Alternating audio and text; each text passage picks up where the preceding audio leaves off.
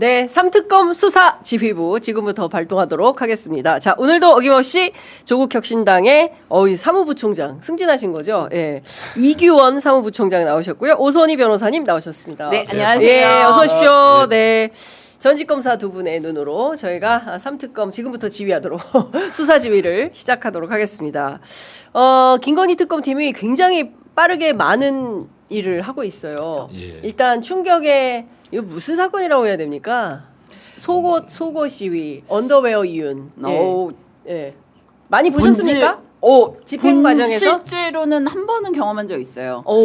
예, 그 강도 사건으로 이제 실형받은 사람이 DNA 채취를 해서 그 전 살인 사건하고 연관이 되어 있는 걸 확인해서 살인 사건 수사하려고 불렀는데 이제 본인은 강도로 징역 많이 받았는데 살인까지 하면 안 되니까 안 나온다고 해서 엄청 심하게 이런 비슷한 상황이 있어가지고 체포영장 해서 갔는데 그때 교도관들 실제로 엄청 때리고 막 그래서 그 수용자가 네, 교도관을 때려요? 네. 그러니까 집행 과정에서? 예, 그래서 공무집행방해 아닙니까? 저스트하게 공무집행방해인데 이 사람은 무서운 게 없는 거예요. 어차피 지금 강도의 살인까지 붙으면 무기징역 확정이잖아요. 그러니까 공집방 따위는 무섭지 않았던 거죠. 그러니까 이렇게 그 정도 사안에서 공집방 나 무섭지 않고 나는 무도하게 불겠다. 나는 배째도 괜찮다. 이 정도 사안에서는 봤죠. 예. 그 실제로 이제 살인으로 무기징역 나왔거든요. 그 사람이. 네, 살인하고 공집방 전부 다 같이 재판 받았는데 이게 공집방에 살인에 붙어도 형량이 어쨌건 그냥 그만큼일 거잖아요. 그러니까 안 무서운 거예요. 거의 그 수준인 거죠 지금. 네, 뭐 크게 다르지 않고 뭐 일단은 좀 창피하고 부끄럽습니다. 예, 그렇긴 한데 또 그 전직 검찰 선배세요. 네. 그렇긴 한데 또 오죽하면 저럴까 싶고 사실은 김건희 특검에 불려가면은 엄청나게 곤란한 질문들이 많이 기다리고 있지 않겠습니까? 좀 그런 부분을 좀 원초적인 방법으로 조금 회피하는 측면도 있고 또 다른 한편으로는 또 어떻게 보면은 좀 냉정하게 보면은 김건희 특검이라든지 내란 특검 관련해 가지고 뭔가 아무런 명분이 없잖아요. 그런데 약간 살짝 뭔가 이렇게 주의를 전환해 가지고 이제 이게 뭐 속옷 관련된 논란으로 어떻게 프레임을 전환하고 그나마 조금 뭔가 우겨라도 볼 수 있을 만한 그런 전선으로 살짝 이동시키려는 시도로도 이해가 됩니다. 예. 자기에게 이익될 게 없는 거 아닙니까? 이게 망신만 당하고 그런다고 해서 뭐 내란 혐의가 뭐 무슨 기소가 안 되길 하겠습니까? 저는 도무지 납득할 수가 없어요. 스스로 망신을 자초하는 이유가 뭘까? 그러니까 전혀 싸움이 안 되니까 이제 증거가 너무 많이 수집돼 있다 보니까 이제 도저히 뭐 이제 법리나 증거 가지고는 싸움이 안 되니까 이제 이런 식으로 해서 그나마 좀 버티는 인상을 좀 가져가는 게 아닌가. 그렇기 때문에 좀 재미는 있고 재미는 그게 앞서 좀 대단히 뭐 부끄러운 국격의 문제이기도 하지만 너무 그쪽에 또 너무 이게 약간 흥미 위주로 가는 것은 자칫하면 중요한 쟁점들을 놓칠 수 있다. 좀 그런 우려도 있습니다. 근데 지금 보면 이 부부가 행하는 이 기행들이 정말 기함할 수준이거든요. 그러니까 부인은 막 여기저기 무슨 목걸이 모조품을 숨겨놓지를 않나. 남편은 지금 속옷 차림으로 막 이렇게 저항하질 않나. 어제 AP통신인가요? 최근에 AP인지 AFP인지 새로운 저항 방법이 나왔다라고 보도까지 하는 외신의 주 단위 언론까지 다 썼어요. 이 망신을 다 어떻게 할까라는 생각이 좀 드는데 어제 그 문홍주 특검보가 기자들 브리핑을 하면서 2017년 박근혜 국정농단 특검팀의 청소 노동자 우리 어머니 얘기를 꺼냈습니다. 어떻게 보십니까? 기억나네요.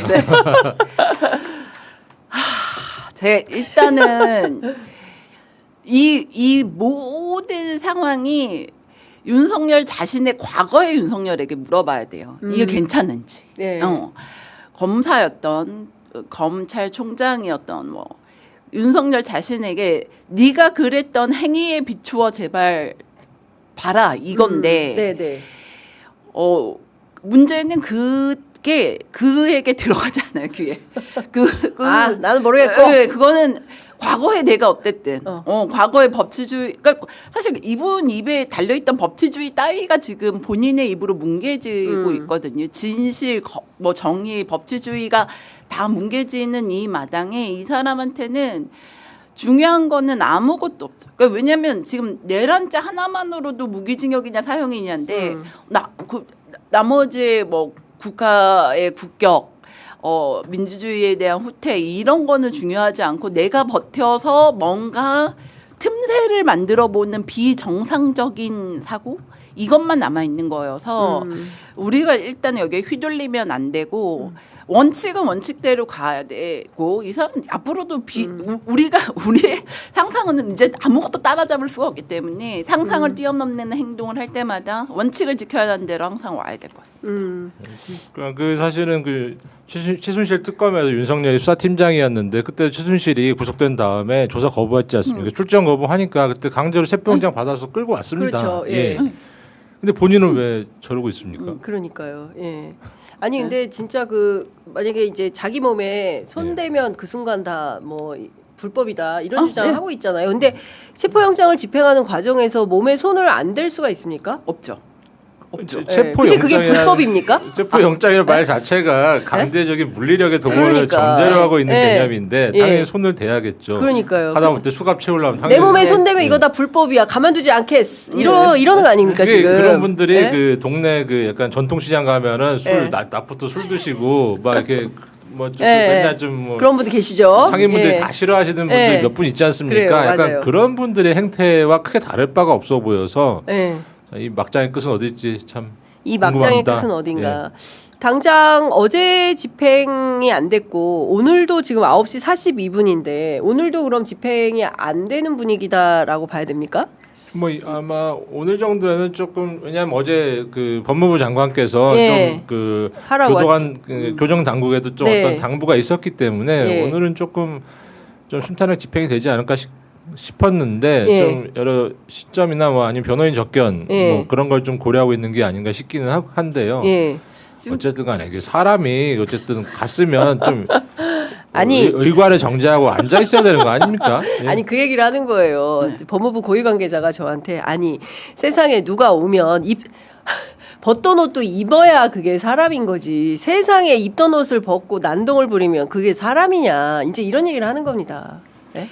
일단 김건희 특검에서 이제 김건희 씨 소환이 다가오고 있어서 사실 영장 집행 기간 동안 집행 못하더라도 순서는 봐야 될 것 같아요. 그래서 김건희 씨 조사에 좀 집중하려면 이번 영장은 집행 못하는 거고 이번 영장이 집행이 안 되면 반환하고 다시 발부 받으면 되거든요. 그래서 지금 김건희 씨 조사 관련한 스케줄을 선후를 이제 원래는 뭐 지난주에 윤석열 조사하고 김건희 조사하고 순서를 이렇게 잡았던 것 같은데 김건희가 출석한다 하니 또 여기에 좀 정리를 하고 추후로 부르는 방법도 방법이어서 영장에 다시 받으면 되는 거여서 뭐 이렇게 날짜를 재면서 촉박할 문제는 아닌 거죠. 일단 내일 김건희 씨가 10시에 출석할 예정이기 때문에 일단은 김건희 씨를 불러서 신병 확보를 해놓고 그러니까 조사에 집중을 하고 그리고 김건희 수사를 끝낸 다음에 다시 체포영장을 받아서 그 집행을 하면 된다. 김건희 수사 이후에. 체포영장이라는 게 이제 유효기간 내에 집행 못하면 불능의 사유를 써서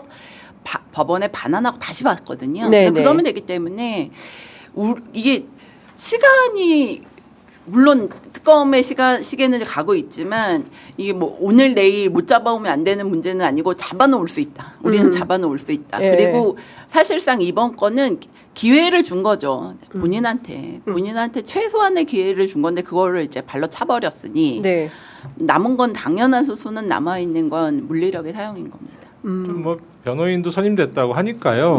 변호인 통해서 좀 그 조사 대상자를 좀 설득하도록 하는 뭐 작업도 필요한 거는 같습니다. 근데 가봐야 뭐 할 얘기도 없고 그리고 묵비권 행사도 할 수 없다면서요. 그분의 성정상. 근데 어쨌든 간에 도저히 참을 수 없는 그렇죠. 또 뭐 경로로 하실지는 그러니까 모르겠는데 경로를 하고 또 그렇다 하도 뭐 절차대로 바디캠 관련해 그거 뭐야? 뭐 이렇게 또 물어봤다는 거지 않습니까? 뭐 아이고 참 그런 분이 전직 검찰총장이고 대통령이었다는 것 자체가 진짜 오로지 모든 부끄러움은 국민들의 몫인 걸로 이렇게 되는 건데요. 김건희 씨 수사와 관련해서도 지금 따져봐야 될 쟁점이 굉장히 많이 있는데요. 일단 내일 10시에 올 거 아닙니까? 뭐 출석할 것을 기대합니다. 예, 그러면은 그 10시에 딱 포토라인에 서서 김건희 씨가 뭐라고 얘기할까요? 저는 내일 현장에 이명수 기자 꼭 가야 된다고 봅니다. 예. 이명수 씨가 꼭 질문해야 됩니다. 예. 누님. 누님 우리가 여기에서 만나네. 이거 해야 됩니다. 이명수. 잔인하십니다.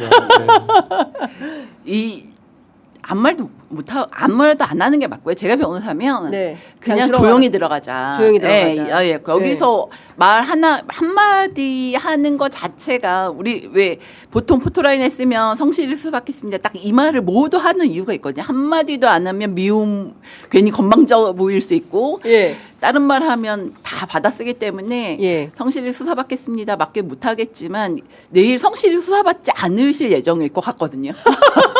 아니 왜 그렇게 벌써 예단하십니까? 예단이 아니라 작전상 시간 그러니까 가서 대답을 하면 그 다음 수사를 또 많이 받을 수밖에 없어요. 이게 변호사의 시각으로는 전략적으로는 나가되 형식적으로 뭐 이제 인정신문이라서 뭐 이렇게 이것저것 초반에 뭐 이렇게 가벼운 대답은 하다가 뒤로 가면 갈수록 아파야죠. 아파야 돼요. 아파고 힘들고 약도 들고 가야죠. 약도 들고 가야 돼. 약도 당연히 들고 갑니다. 나 갑자기 공항에 왔어. 숨이 막. 그리고 숨을 못 쉬겠어. 이제 입원했을 때 분명히 약 처방 받았잖아요. 받았습니다. 받았으니까 내일 좀 아프고 조사 성실히 못 받고 이래서 성실히 받겠습니다를 못 하는 거죠. 그 말을 하면 안 됩니다. 못 하는 거죠. 그러니까 아무 말도 하지 않고 그냥 들어가야 된다. 그냥 들어가고 성실히 조사는 받을 태도지만 실제로는 성실히 조사 안 받고 아프시고 나오시는 중간에 나오는 요런 작전을 쓸 거다. 써야 된다. 실제로 그런 분들이 가끔 있습니다. 예를 들어서 이렇게 뭐 와서 뭐 말은 하긴 하는데 좀 해롱해롱하는 분들이 있거든요. 수면제 같은 거 이렇게 반씩 끊어가지고 드시고 오시는 분들이 있어요. 그래요? 그러면 아픈 것처럼 보여요. 진짜. 아픈 사람처럼 보여요. 지금 실제로 약봉지 들고 와요. 진짜로. 진짜요? 진짜로 약봉지 들고 와서 놓고 시작합니까? 갑자기 막 호흡 그냥 이러다가 갑자기 대답을 막 이러다가 주머니에서 막 약을 꺼내서 자기가 너무 힘들다. 이거 먹지 않으면 대답을 못 하겠다. 그리고 그때부터는 약의 영향으로 지금 졸리고 판단이 안 되고 생각이 안 난다.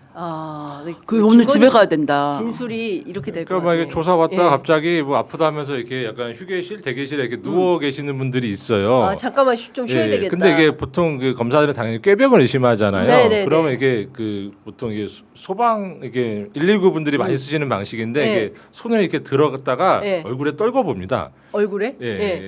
그냥 손을 들어가 얼굴에 살짝 떨궈 보면은.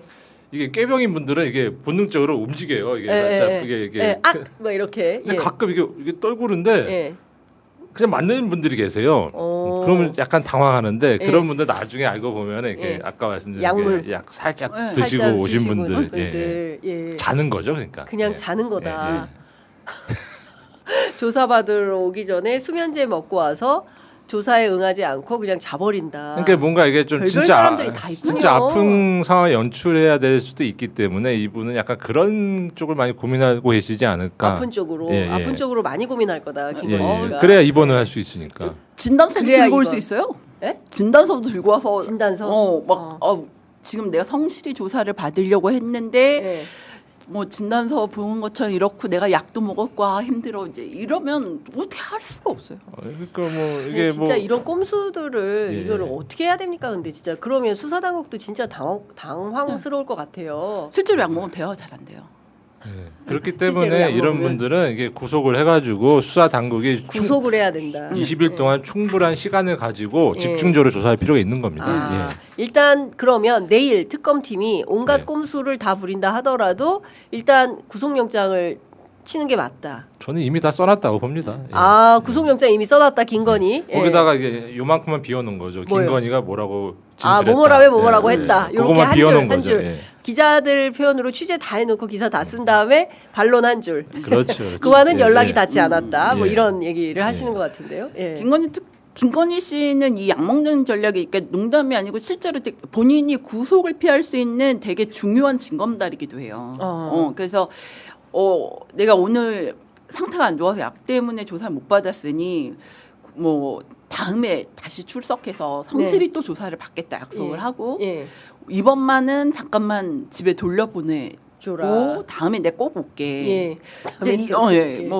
또 이게 되고. 근데 그걸 믿을 수 있으니까 다음에 꼭 온다는 그리고 말을. 구속영장 청구됐을 때도 내가 조사를 안 받으려는 게 아니라 성실하게 받으려고 했는데 지금 내가 아파서 그렇고 지금 이 아픈 상태는 구속이 되면 수용 생활을 할 수가 없고.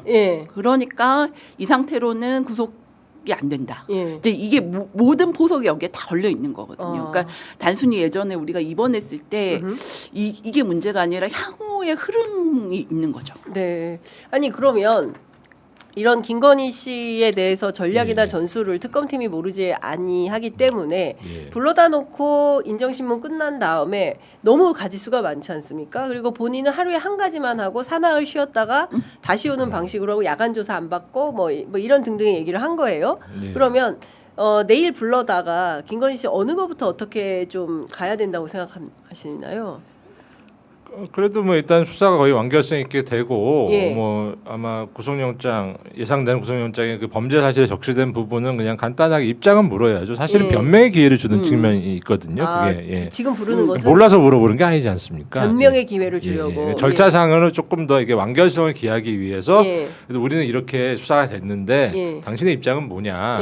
당신한테 유리한 사항이 있느냐? 뭐 그런 묻는 약간 절차상의 완결성을 기하기 위한 차원의 피의자 조사이기 때문에 뭐 그런 차원에서 이제 구속영장 범죄 사실에 적시된 거 위주로 뭐 핵심적인 질문 위주로 일단 진도를 나가야 될 것 같고 이제 구속이라는 게 구속이 요 범죄 영장에 실린 범죄 사실이 있고 그 다음에 계속 수사해야 될 필요가 있는 사항이 또 많이 있지 않겠습니까? 그것도 잔뜩 있을 텐데 그 부분에 대해서는 또 너무 자세히 물어보면 또 구속의 필요성이 조금 뭐랄까요, 뭐 줄어들 수도 있기 때문에 그런 부분은 아껴야겠죠. 근데 일단 구속 사유는 증거인멸, 도주 우려 두 가지인데요. 증거인멸과 관련해서는 지금 너무 그 많은 증거인멸에 해당하는 요소들이 있는 거 아닙니까? 이미 증거인멸했죠.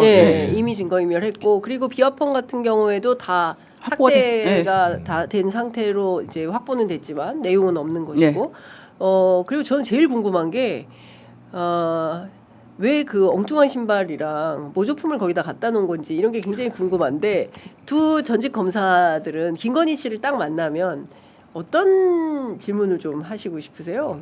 어떤 거를 조금 물어보고 싶으세요?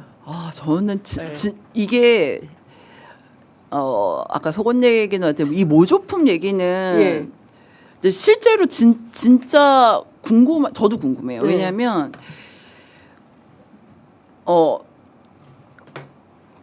다만 이성적으로 생각해 보면 뇌물이나 다른 경제적인 범행의 이슈가 증거로 되느니 내가 망신 모조품 쪽으로 해서 망신을 당하는 게 유리하겠다라는 판단이 가장 이성적인 원인이거든요. 아 그래요? 네. 그러니까 만약에 모조품이면 이게 누구한테 선물 받았다 한들 뇌물의 영역으로 제대로 안 들어오잖아요. 그러니까 이슈가 쉽게 풀리거든요. 그러니까 진짜 고가의 목걸이다. 이런 거랑 모조품이다 그러면 나는 모조품인데 그 고가 아닌데 이래서 범행의 평가를 벗어날 수 있거든요. 그래서 그 방법 그 이유만 이성적으로 판단할 수 있는 이유고요. 근데 이분들이 워낙 이성의 영역이 없으니까 그게 좀 궁금해지는 거죠. 일단 잘못된 코치를 좀 받은 것 같고요.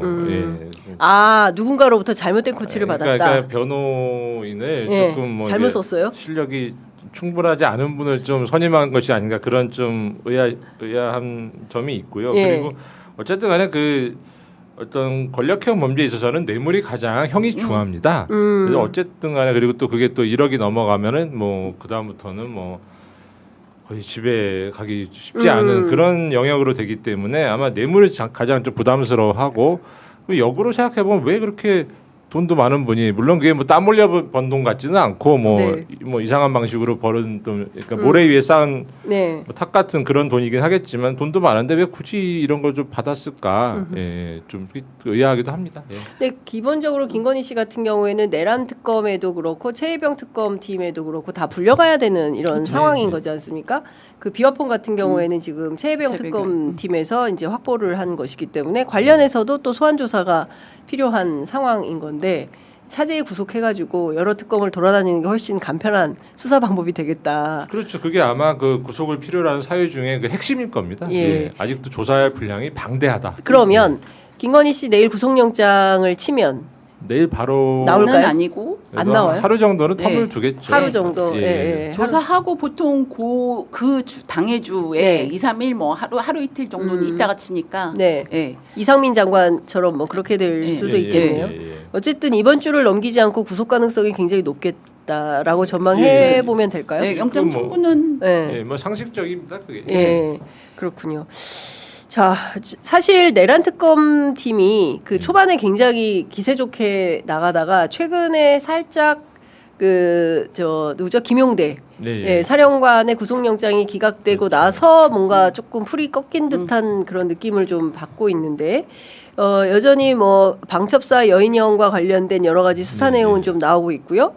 그리고 동시에 그 검찰에 대한 수사도 필요한 거 아니냐. 물론 지금 국무회의 쪽 수사는 하고 있는데 검찰 관련되는 수사가 왜 진도가 안 나가지? 이런 의문이 있습니다. 어떻게 보세요? 뭐 일단은 그게 사실 뭐 영장 한번 기각됐다고 해가지고 수사 동력이 좀 뭐 상쇄했다 보기는 어렵고요. 기본적으로 내란 특검 자체가 그 좀 뭐 약간 어렵고 재미없는 수사입니다. 사실 이게 내란 수사가 재미있는 게 이상한 거죠. 이게 일단 뭐 그러니까 국영수로 치면 약간 수학 같은 거거든요. 이게 재미가 있다고 하면 그게 다시 한번 봐야 되는 뭐 그런 상황인데 그래도 굉장히 좀 충실하게 수사가 진행되고 있다고 이해가 되고 어쨌든 뭐 이상민 장관 구속 이후에 이상민 장관이 또 말을 또 입이 풀어졌을지도 모르잖아요. 그 검사들이 잘 설득을 하면 그걸 이제 이상민의 진술을 근거로 해서 이제 안가회동 수사가 이제 탄력을 받을 수도 있는 것이고 그렇죠. 그리고 한덕수 수사라든지 뭐 그런 부분이 예정돼 있기 때문에 수사는 제대로 잘 가고 있다고 생각합니다. 결국 근데 이게 검찰 관련된 수사가 진도가 너무 미흡한 것이 아니냐 그런 지적들이 있는 것도 같은데 결과적으로는 이제 검사들이 좀 주축이 돼서 어쨌든 수사가 진행되고 있다 보니까 수사 동력 차원에서 관련된 의혹 같은 건 좀 이렇게 좀 뒤로 좀 후순위로 안 하겠다는 뜻이 아니라 결국 조금 다른 사건 주제들이 조금 어느 정도 좀 정리가 되면 그때 좀 본격적으로 하겠다 그런 정도로 이해가 되고요. 그러다 보니까 최혜병 특검이 오히려 좀 대상자들을 이렇게 내란 특검 대상자를 겹치는 부분에 약간 앞질러가는 약간 그런 모양새가 나온 것 같습니다.